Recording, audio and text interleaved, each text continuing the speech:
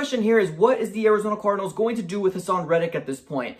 All we know is that they went ahead and declined his 5th-year option. He's going into the 4th year of his career with the Arizona Cardinals. Now, his stats has not been all that great. Is that really Haason Reddick's fault? Like, was he put in the best position available? I might say, yeah, he just isn't a good player. But honestly, I don't think that he was really put in a great position. Coming out of college, his main position was outside linebacker. But what the Arizona Cardinals decided to do in 2017 is they wanted to put him on the inside. And now we're sitting here in the 2021 offseason with the biggest question still left unanswered. What are the Arizona Cardinals going to do with Haason Reddick? Let's go ahead and dive right into it, guys. Let's go ahead and roll that intro.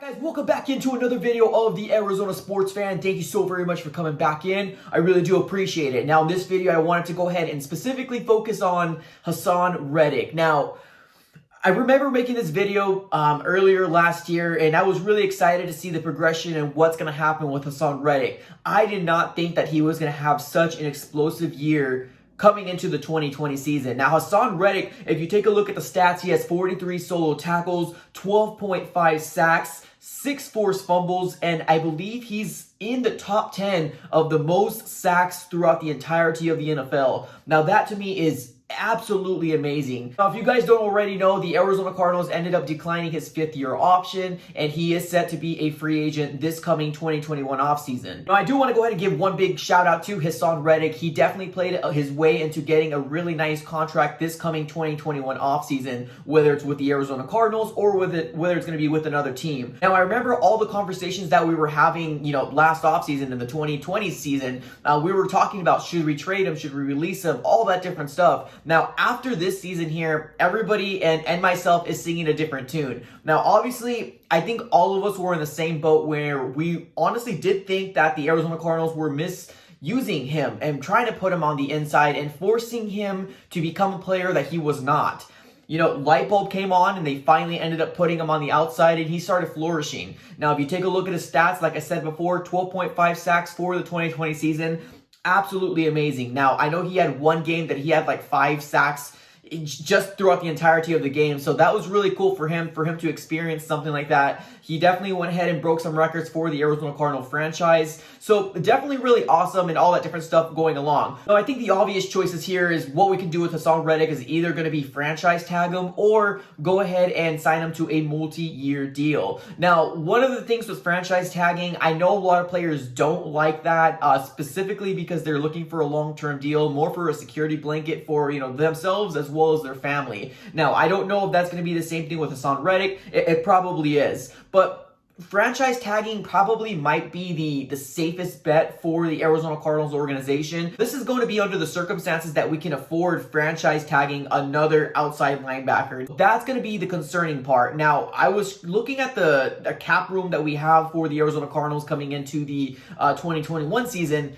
It isn't looking very pretty at all. So I'm not going to give you guys a number yet. I know it's not 100%. They're still waiting to go ahead and have the meeting with the Players Association so they can figure out a cap room for the 2021 season. All I know is that it is going to be lower than what we anticipated. Although I might want to franchise tag Haason Reddick, I don't know if we can even afford that. That's going to be the sucky situation here. Now, taking away what I would do, what the organization would do, what does Haason Reddick want? And I obviously think that he's looking into getting his big, contract. After his rookie year, he pretty much proved that he can go ahead and be a reliable outside linebacker. Now, can he do this on a consistent basis through whatever team is going to decide to sign him through a 3-4 year contract? Whatever team is going to value his talent, that's going to be another question here. And I've seen it multiple different times where not just the Cardinals organization, but other teams have signed players in free agency because they had such a spectacular year the previous year. And when they sign them to that multi-year deal, they don't play the same at all. Now, there's a lot of great things that Haason Reddick did this 2020 season, but let's be honest here. He was probably playing very, very hungry. He was very comfortable in his position that he was in, but he was also looking for the future, looking for the next contract that he's going to be building up for. My goodness, with the numbers that he put up right now, he deserves every penny that he's going to be able to get out there. Now, do I want the Arizona Cardinals to be in this, this play to see if we can re-sign him? Absolutely. I still think he's a great young talent. If he can definitely get into the groove of things and he's really comfortable with, the Vance Joseph scheme that's going on right now, I would want the Arizona Cardinals to make a push at a multi-year deal for Haason Reddick, but not at the price that he's going to want. And I think that might be where the conflict of interest is going to be. He's probably going to be looking for a 3 or 4 year deal. I personally would be looking maybe more of a 2 to 3 year deal, in my personal opinion, maybe more in the 2 year mark. Obviously, I would love to franchise tag him more than anything to kind of be like, here's another prove it deal. If you can do it again back to back on a consistent basis, then we can start talking in a multi-year type of deal.